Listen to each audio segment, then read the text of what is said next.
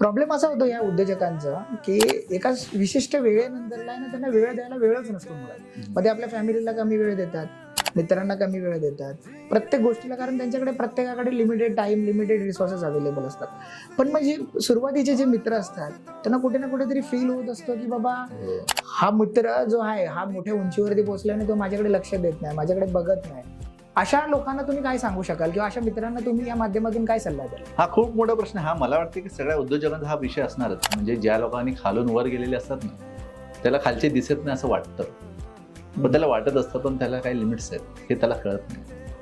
आणि तो म्हणतो की मित्र हरवला गेला. हरवत नाही मित्र.